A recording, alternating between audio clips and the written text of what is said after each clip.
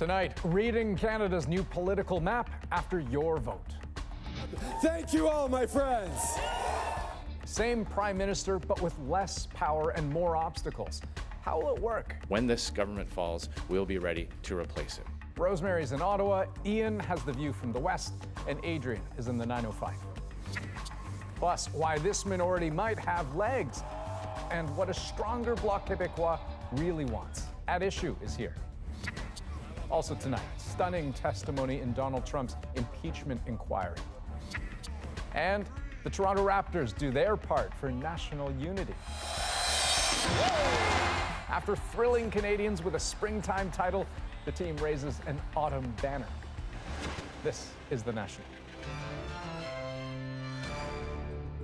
More Canadians marked a Conservative ballot than any other, but not enough of them and not in the right places for the party to form government. So Canadians, again, have a Liberal government, but this time a minority.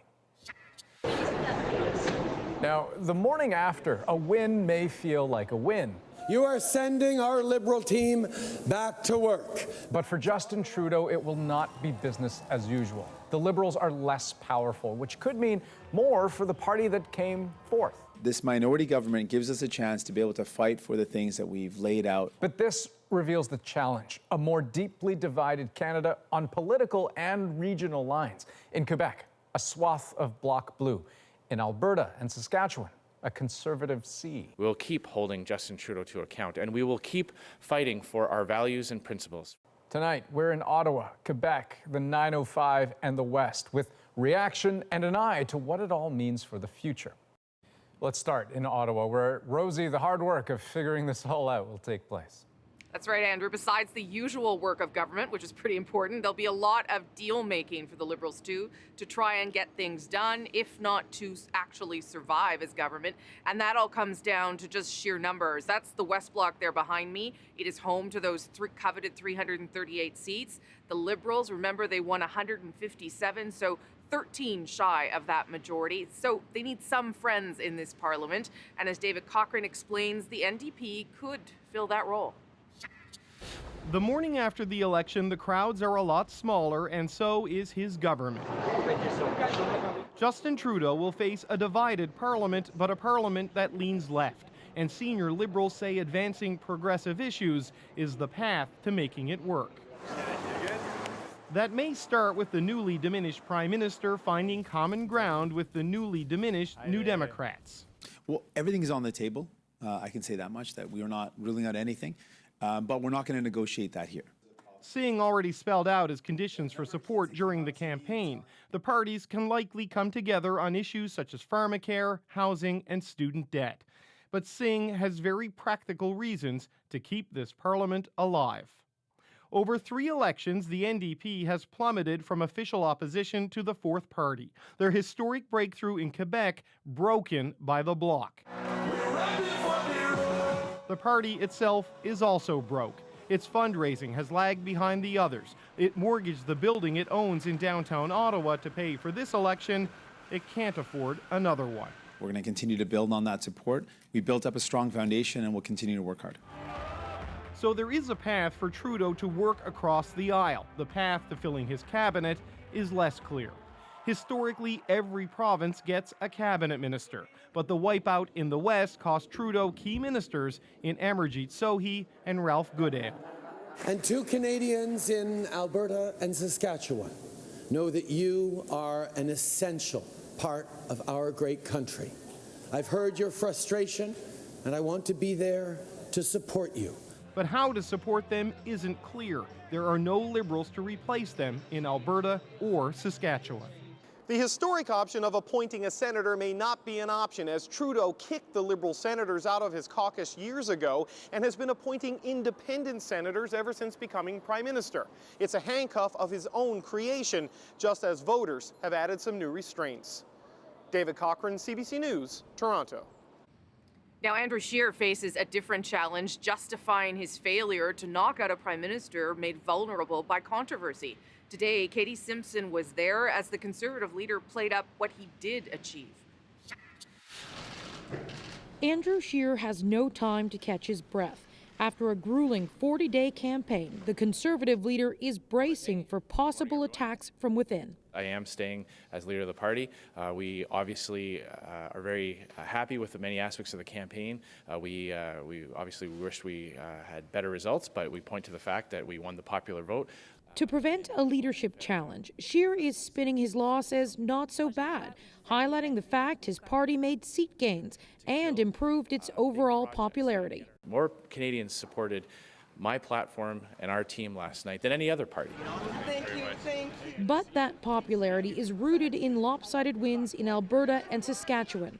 He fell flat in Ontario and Quebec, the two provinces where the path to victory is shaped. We need to focus on moving forward and how to actually make sure we're reaching out to those communities that may not have voted Conservative this time around. Is that Sultan? Scheer may be feeling defensive since during the final stretch of the campaign, party insiders openly speculated former Cabinet Minister Peter MacKay could be convinced to take a run at the leadership. But if Scheer's focus on the positive resonates, he could survive.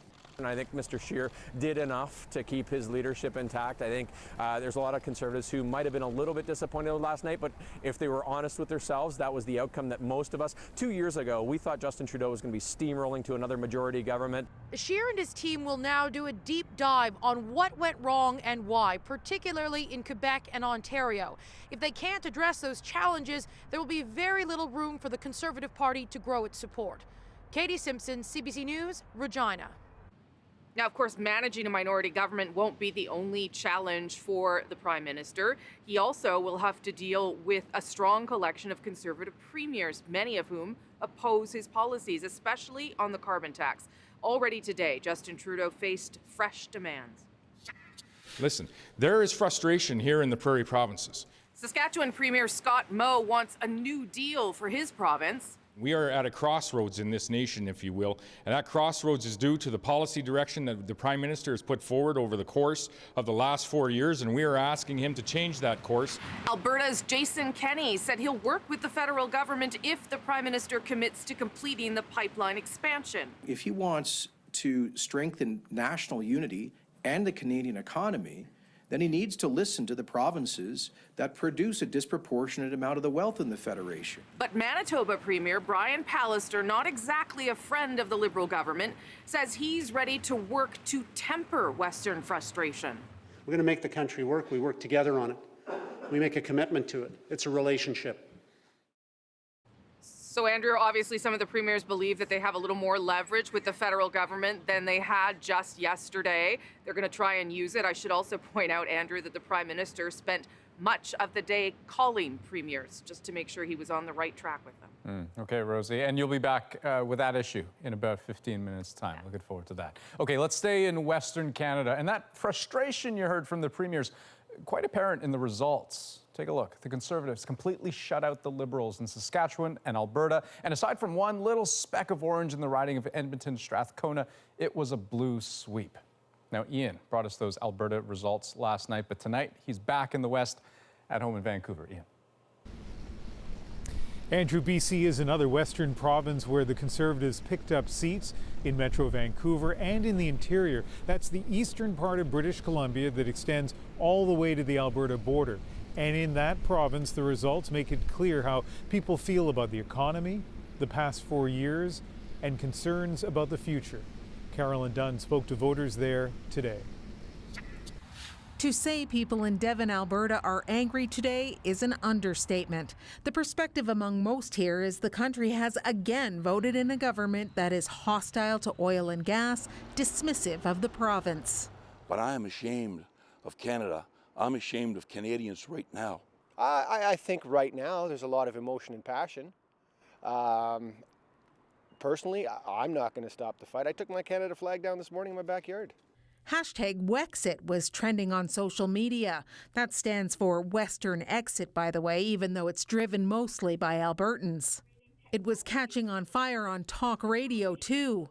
We're not fitting into this confederation at the moment. I think we're going to really be talking about a serious crisis in unity in this country.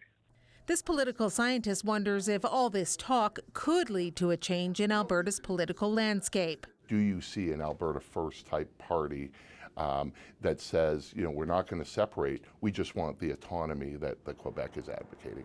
In the short term, Albertans are trying to understand the impact on the oil and gas industry and its pipeline projects.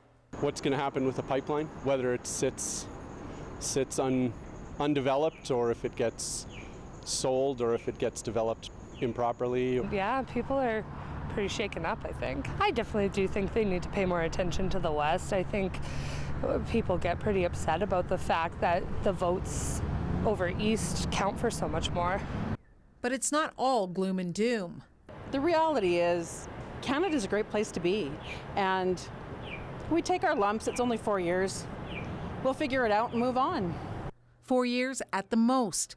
No matter how long the government lasts, plenty of time for anger and a growing sense of frustration to dissipate or fester. Carolyn Dunn, CBC News, Calgary. Here in British Columbia, the election story was highlighted by 3 prominent winners. One, a high-profile former cabinet minister, and 2 party leaders for whom the results were bittersweet. This was pretty incredible, and I'm proud of the work that we put in. His voice hoarse after a long campaign.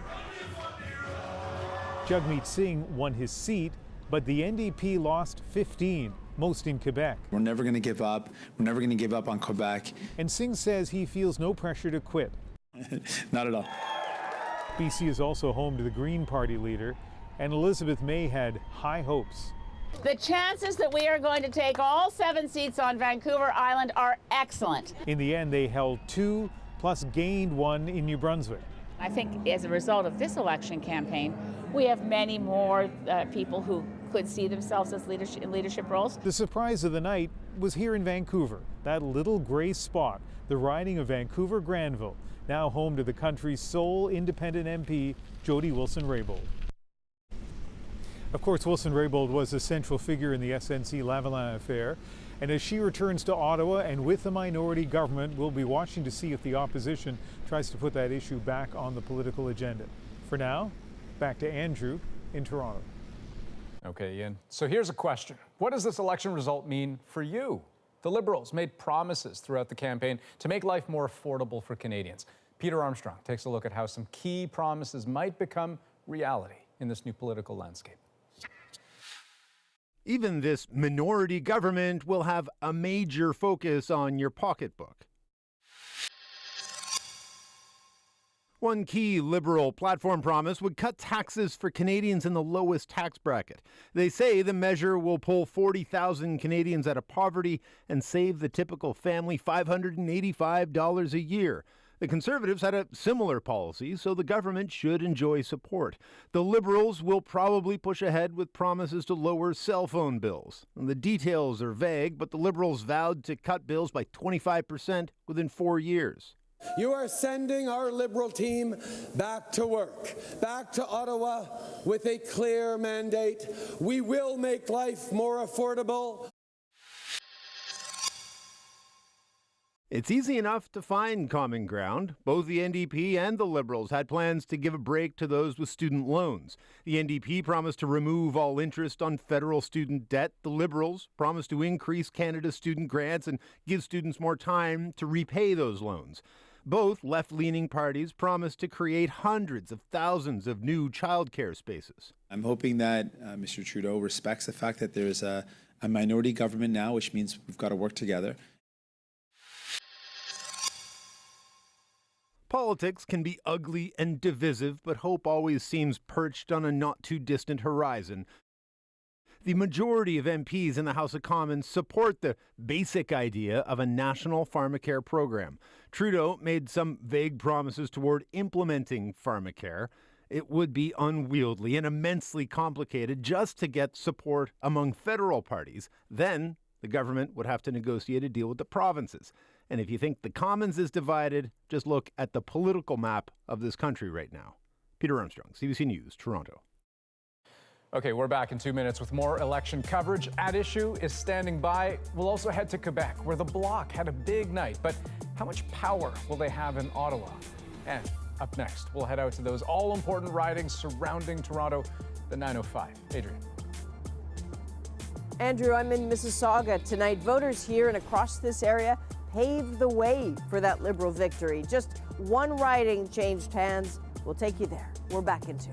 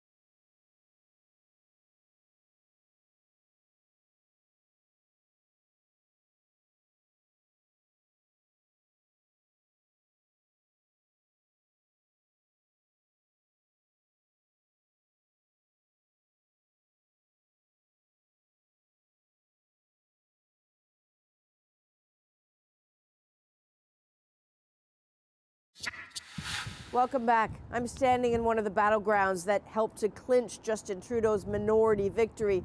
Mississauga is part of the 905, named for the area code outside of Toronto. These 31 ridings, densely packed with voters, were heavily courted by every party running here. I just want to ask you, are we going to win Brampton North? After all, the 905 was key to Stephen Harper's majority. 4 years ago, Trudeau Liberals claimed 23 of these ridings, and then last night, only one seat flipped, snatched away from Conservatives. Lisa Raitt, a former cabinet minister and deputy party leader, was pushed aside by Adam Van Couverden, an Olympic gold medalist turned Liberal MP-elect. Swing voters throughout the 905 decided not to swing this time around, so today we wanted to find out why. Welcome back to Midday Matters on Saga 960 AM. When the National checked in with the Saga 960 radio station a few weeks ago, the chatter was all about Doug Ford. The question of whether people who voted for him provincially would so regret it now, they'd steer clear of federal Conservatives.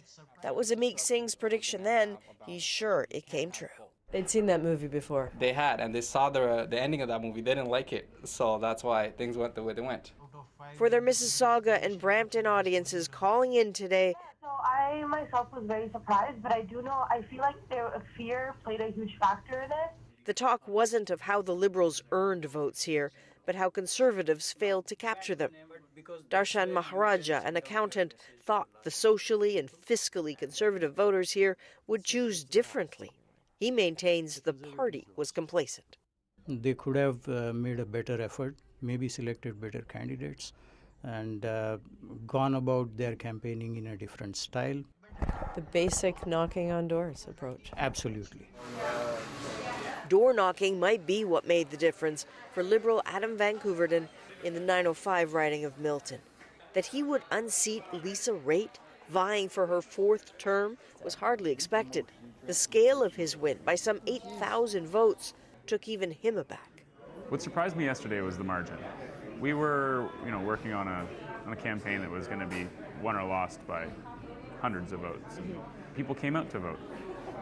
People put their confidence in me. I seen Adam's people came around to the different homes and that, and I didn't see nobody from her party coming around. That could have been a difference.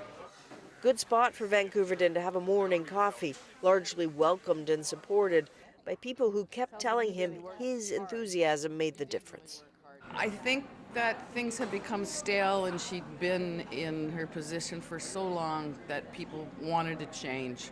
And he's young, he's enthusiastic. So this was about a local. So this was a decision made locally. This was a decision for me made locally. Fundamental truths at work here that votes have to be earned. People in the 905 know the heft of their ridings and had expectations of the candidates. They don't and won't forgive when politicians don't deliver. The expectation to deliver will be everywhere, including in Quebec. Voters there had a big say last night, but just as the 905 helped the Liberals stay in power, Quebec's surge for the Bloc may have stymied a second majority. Alison Northcott explains. Nous revenons de loin, mais nous irons encore plus loin. We've come a long way, Bloc Québécois leader Yves-François Blanchet said last night, but we will go even further. The Bloc's campaign focused more on a re-energized Quebec nationalism than sovereignty. Blanchet aligned himself with Quebec's popular Premier François Legault, promising to defend in Ottawa the provincial government's positions on language, culture, and values. Today, Legault repeated one of his main demands to Justin Trudeau: don't interfere with Quebec's secularism law, Bill 21. The message is clear. If you want next time more support, support the Bill 21. Blanchet says the Bloc can have influence in the House of Commons, even if the Liberals don't need his party's support to govern. I will have to invite you to watch closely how the things will develop in the coming months. I expect us to have quite a good leverage. When you have 32 seats out of 78, you have leverage, but now it has to apply that leverage. And how Yves-François Blanchet and the Bloc Québécois will be applying that leverage is still a mystery. Blanchet says oil pipelines are morally unacceptable and won't accept one going through Quebec. On sovereignty, he says the Bloc won't push for independence now. That will come from Quebecers when they're ready. This Bloc MP says the party's strength comes from its newly regained official party status.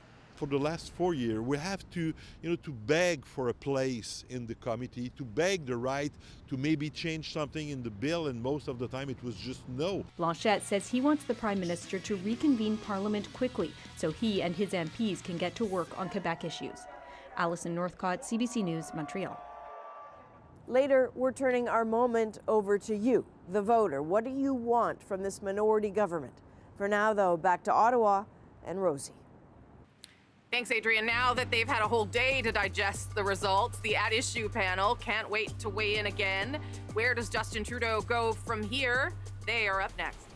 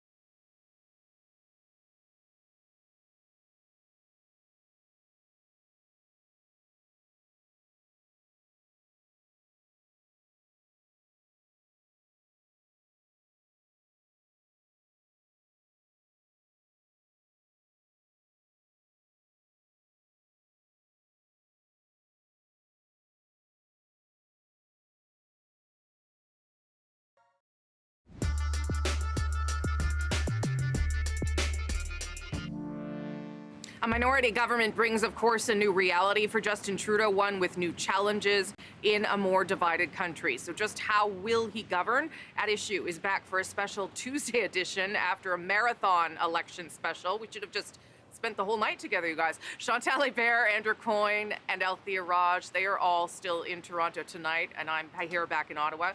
Thanks again for being here again tonight. So let's start with how Justin Trudeau is going to approach this, and whether what we've seen of him in the past as Prime Minister gives us any sort of indications about how he would approach a minority government this time. Andrew, I'll start with you.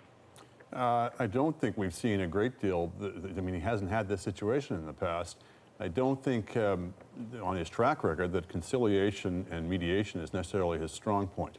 And he's in a very different world than when he could simply issue edicts and his obedient parliamentary majority would pass it. So he's got to deal with not only a parliament unlike anything he's seen before, but partly because he's so weakened, a much stronger opposition in the provinces as well. People smell blood in the traditional political way, and you can see his opponents circling around.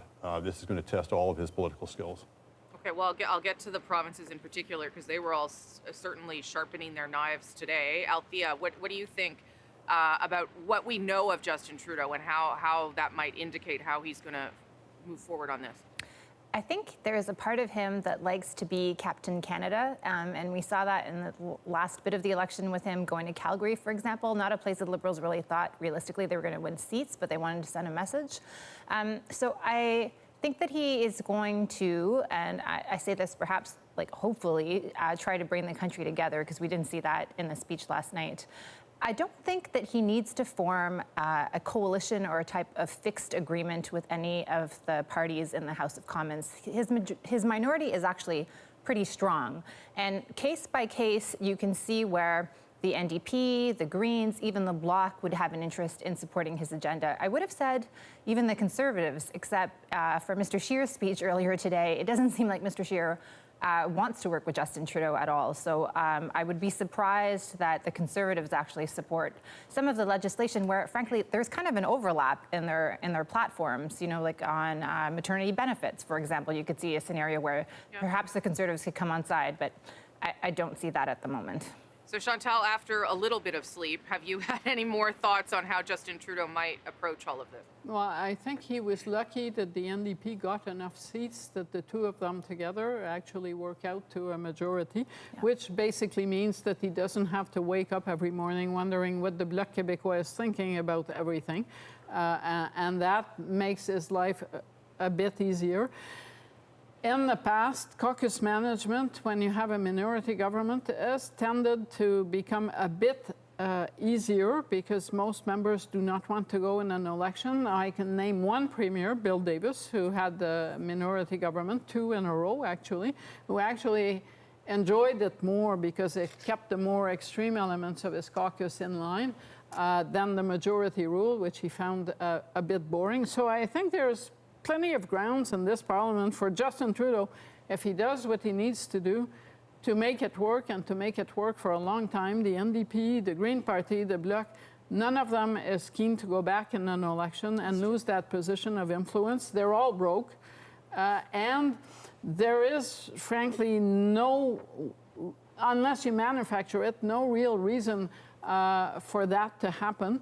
The Conservatives, yes, are under Andrew Scheer are saying whatever it is that they're saying, but at the end of the day, no minority government depends on the official opposition to survive. Can I just add something? Yeah. I thought it was really interesting that Yves-François Blanchet, the Bloc leader today, actually talked about how a mandate is 4 years, and he personally doesn't see why the minority government should not last 4 years. And we've been talking about it like, oh, 2 years, because that's usually what it is. But it was interesting that he was like, nope, your mandate should be 4 years and you should stay there for 4 years. Andrew, yeah. Well, and as a senior Liberal told, I think it was Reuters today, there's a lot of MPs who need 2 more years to get their 6-year pension eligibility. Well, not a small thing, not a small thing. What you will also see, of course, is no one wants to be seen, especially at this juncture, as being eager for another election. So everyone will be professing their willingness to work together. And it's only because of the intransigence of the other party that I'm forced to do this, whatever this measure is. Although the Conservative leader did sound a little chomping at the bit today, and I don't think that's a real thing, but he did suggest today that they would be ready to take him down, that this was the first step to forming government. I don't know if that's just rhetoric or if there's something more there to understand. Let's understand that Andrew Scheer is now fighting a battle on two fronts. Yeah. Yes, he is the official opposition and a minority parliament, but he is also a leader who has not delivered the kind of results that a lot of members had hoped for. And it is in his best interest to keep the party thinking, and I don't think that will work, but to keep the party thinking that an election could be just around the corner, so this is no time to go after the leader. I'm not convinced that that's going to do the trick. That's a really good point. I mean, just even in the words that he said in his press conference today, we've had the largest vote before. People have supported, they voted for me, they voted for my platform. Like the me and the my were really interesting. Usually people talk about our party and our platform. And that to me was just directed at a leadership review, which according to the Conservative Party's rules has to happen because they lost the election. And so to me, that was about fending off leadership challengers. There was something really smart that Melissa Lantsman, a former Conservative staffer, said on Power and Politics earlier today. I'll put this to you, Andrew. And that was, as much as this is a struggle now for Justin Trudeau in parts of the country, she also pointed out that the other danger here is for Andrew Scheer to retreat into the Western Canada base and end up with nothing more. How dangerous and how risky is that for Mr. Scheer? Well, this is the permanent Conservative dilemma that has been for the last several years, which is they own the West. They've owned the West since the 1950s. But they either can't or won't find it within themselves to reach out beyond that, and particularly to reach urban voters in central Canada. I think, it's fine to be racking up 80% majorities in Alberta, but if they could win a few 40% pluralities in Ontario, they'd be further ahead. So this isn't just regional, it's also cultural. It's, higher educated versus less educated Canadians. It's men versus women. Conservatives have not addressed this of trying to broaden their base out so they can get above that rock solid 32, 33% and actually aspire to the 40%, which is when you start winning majorities. Yeah, go ahead, Chantal. And I think it's not been 24 hours, but what we saw is the kind of alliance of Conservative premiers that kind of rallied behind Andrew Scheer in the lead up to the election is already showing deep cracks, with the Premier of New Brunswick saying, I'm going to figure out my own carbon tax. Where Ontario goes from here is very much a question mark. I don't think that Doug Ford feels that he was treated properly by Andrew Scheer and that Andrew Scheer has the results to show for that strategy. And frankly, Ontario does not really have a dog in the battle for pipelines. So this kind of front may well start to fall apart, leaving Saskatchewan and Alberta on their own on it. Yeah. Well, and also I would just say that the Manitoba Premier today, Brian Pallister, actually said, I'm willing to make sure that we don't get some sort of Western alienation, and he's certainly not a pal of the Liberal government. Go ahead, Andrew. Well, Corey Teneke, the Conservative operative, was on TV with us last night saying that it was very essential for the Conservatives to hold on to their beachhead in Quebec, and that's true. But if you can only win a third of the seats in Ontario, you're just never going to form a government. And all those seats in the 905 that were there to be had, if the Conservatives, if they can't win that, then they're not even in the game. Althea, on the premiers and how they are positioning themselves, because of course the most forceful language is coming from Saskatchewan and Alberta, because at this point they have nothing to lose. There are no red seats there. Not that it was a bastion of the Liberal Party anyway. But you have to split it between what's rhetoric and what's actually getting done. And what you heard from the Alberta Premier, for example, Jason Kenney today, his tangible asks are things that the Prime Minister has already said yes to. I mean, he's purchased the Trans Mountain Pipeline, the Liberal government wants to build it. So they're singing from the same songbook on that. When it comes to disagreements about the carbon plan, I mean, you could say that those things could probably be worked out if your main ask is a pipeline and the person you're asking for it has already said yes, then it does seem like you could be partners if you wanted to be partners. Okay, so tomorrow we will hear from Justin Trudeau. Today he was just out shaking hands, but tomorrow he's going to get some questions from the media. I'm not going to ask what you would ask him, but what does he need to say to Canadians that he didn't say last night? Because everyone sort of agrees that no one's speech did what it needed to do. Chantal. He has to show some sense that this was not a big win, and that the regions that have felt left behind raised serious unity concerns. So rather than a triumph, here are my lines kind of press conference, it would be nice, and voters have been asking for that, if there is a real Justin Trudeau out there, for him to come out tomorrow. Andrew? Yeah, I mean, the one thing that was definitely missing from last night's speech was some sense of humility. This is the smallest share of the popular vote for any winning party in the history of the country, 33%. So he's got some bridge building to do, not just in Parliament, where he's got to figure out how to work with the NDP in particular, whether it's an agreement or just working on legislation by legislation.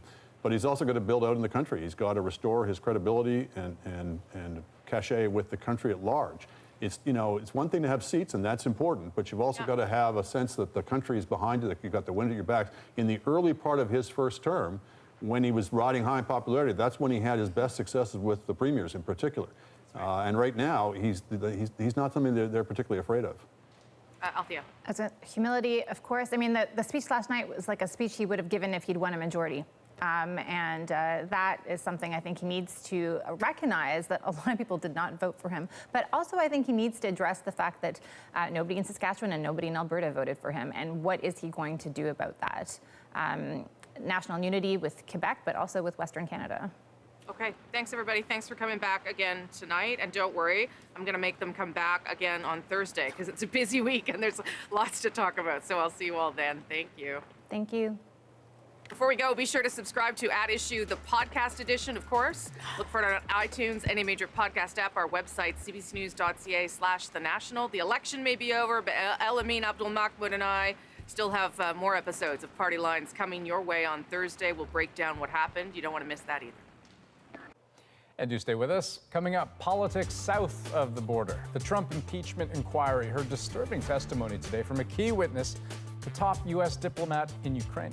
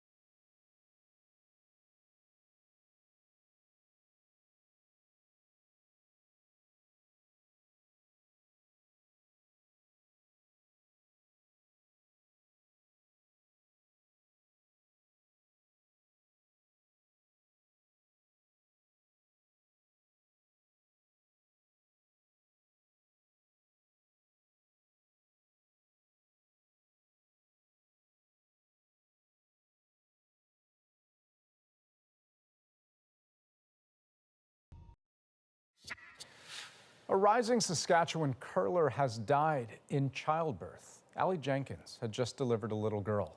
Bonnie Allen has more on Jenkins' life and on maternal deaths in Canada. Allie Jenkins was a fierce competitor. So you can see how she's handling the pressure. She was admired for her dedication to curling and to her young family. On Sunday, Jenkins gave birth to a baby girl, then died from a rare complication in which amniotic fluid seeps into the bloodstream and the heart fails, the lungs collapse. The unexpected nature makes things very difficult, but also what a great person that Ali was. Dr. Jennifer Blake says the cause of amniotic fluid embolism is unknown and unpreventable. The rate is around 1 in 20,000 births. That sounds pretty rare until you think that in a city of Toronto, for example, you'd have well over 20,000 births in a year. And it's often fatal. A mother's only hope for survival is life-saving measures by medical staff.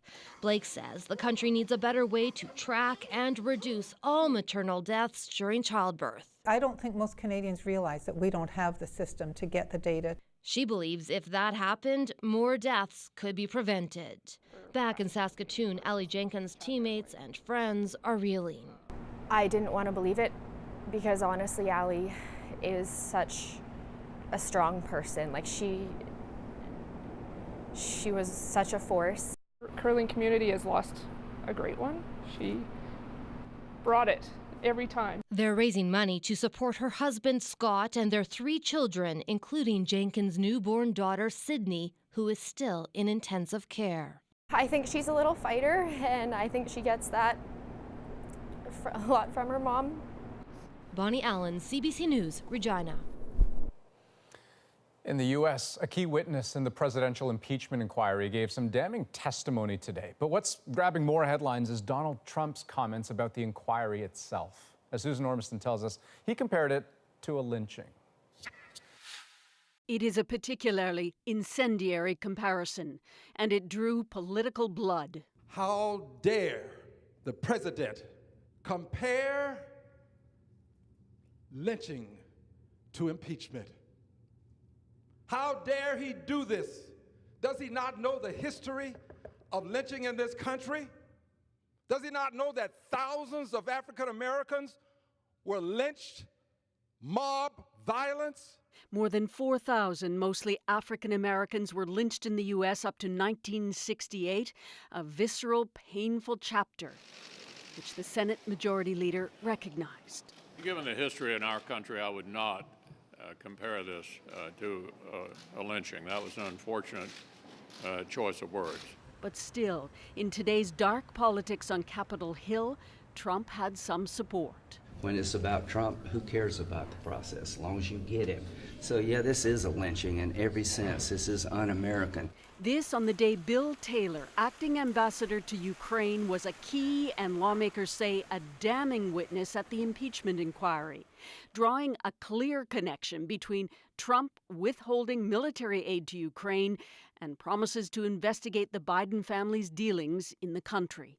In September, Taylor texted it was crazy to withhold security assistance for help with a political campaign. I believed it then, he said today. I still do.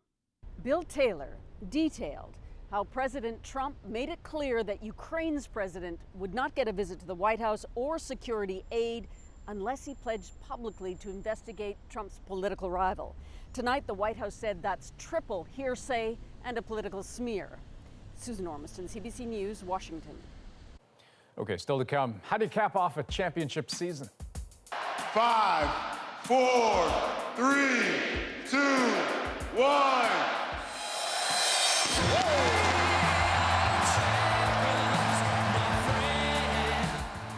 Tonight, the Toronto Raptors raised it to the rafters.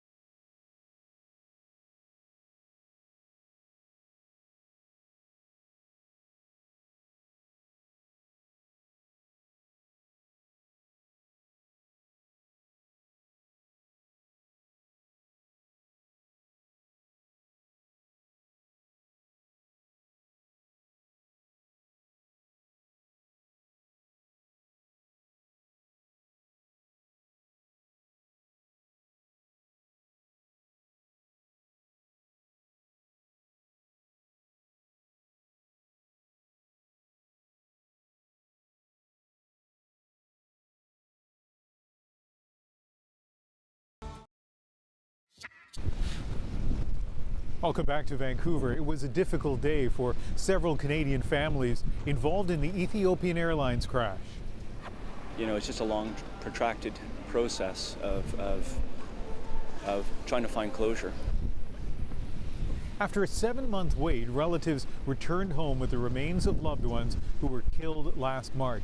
18 Canadians among the 157 people on board. An investigation continues into why the Boeing 737 MAX 8 plummeted into the ground just 6 minutes after taking off. Calgary-based Husky Energy says it's laying off staff, but it's not saying how many. Outside the Calgary headquarters, cabs were lined up to take people home as they filed out with their belongings. The company sent a brief email saying it's been taking steps to better align the workplace with its capital plan and strategy. Husky says it's planning to cut spending by 10% under a new 5-year plan. Former U.S. President Jimmy Carter is in a Georgia hospital recovering from what's being described as a minor pelvic fracture. It's the second time this month the 95-year-old has been injured in a fall. He got 14 stitches and suffered a black eye in an earlier incident. His nonprofit organization says Carter is in good spirits and is looking forward to recovering at home. Still ahead, there is no place like home for the Toronto Raptors. As a new season begins, one last celebration for the reigning NBA champs.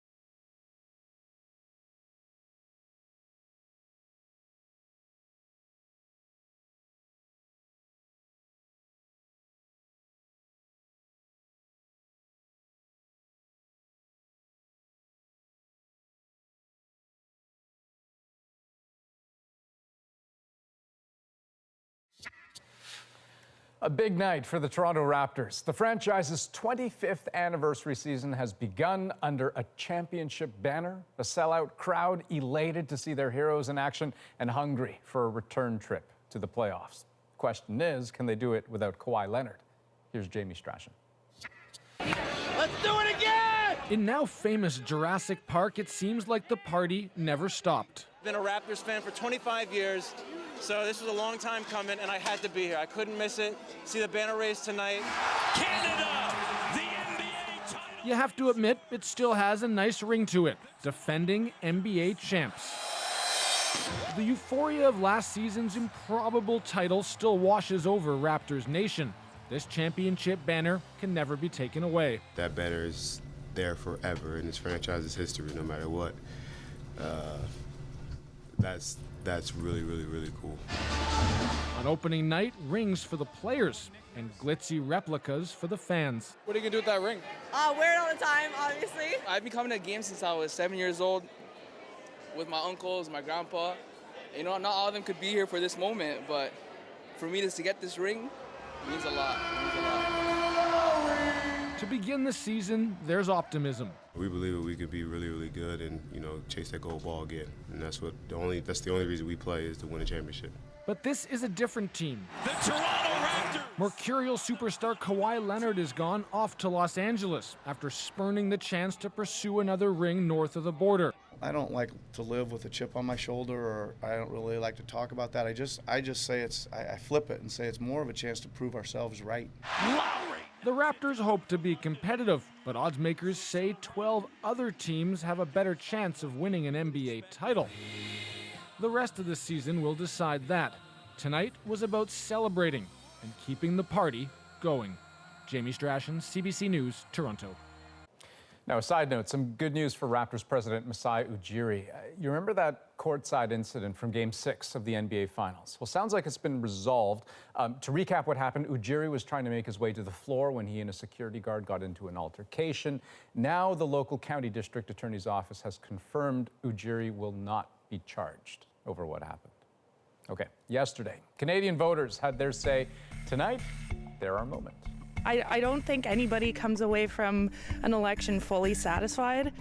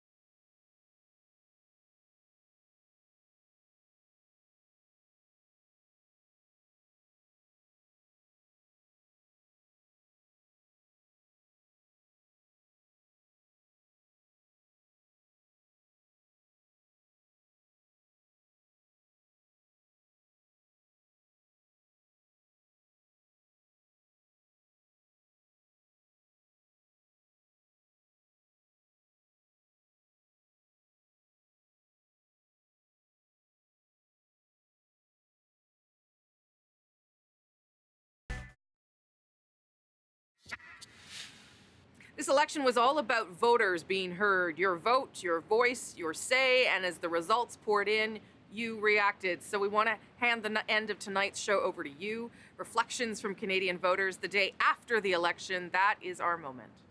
Very different views at the table. Well, with a strong minority government, it'll take some negotiation and patience.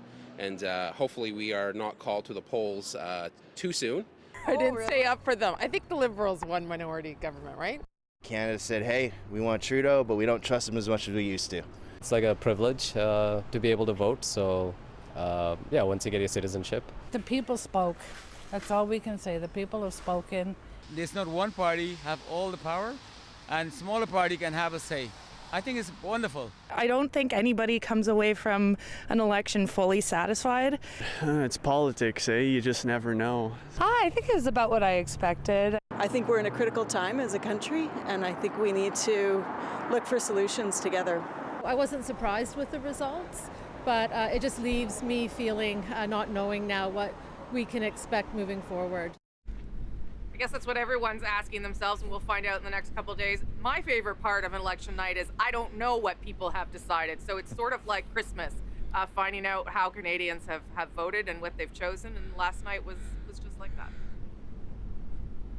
And speaking of last night, I mean, I have no idea how you have any words or any voice left, or how any of you are still standing. But interestingly, today in the 905, I didn't meet anyone who was disappointed that it's a minority government. Regardless if they voted Liberal or Conservative, they're happy that it's a minority government because they feel that that means more compromise and more accountability. I've only been back here in Vancouver for a few hours, but at a coffee shop, some people were saying to me, what exactly did we decide in BC? This is a province that elected a few more Conservatives, but still Liberals, NDP, Green, oh yeah, and an independent. So Rosie, at issue will have to figure this out for us. Well, I'll say, I just think of all those people who care so deeply about the outcome. And I think of the turnout, right? 66%, which is reasonably high by any metric of the last quarter century or so, except that's still 1 in 3 people who didn't vote. That's something worth thinking about. That's The National for this Tuesday, October 22nd. Have a good night. Night. Good night.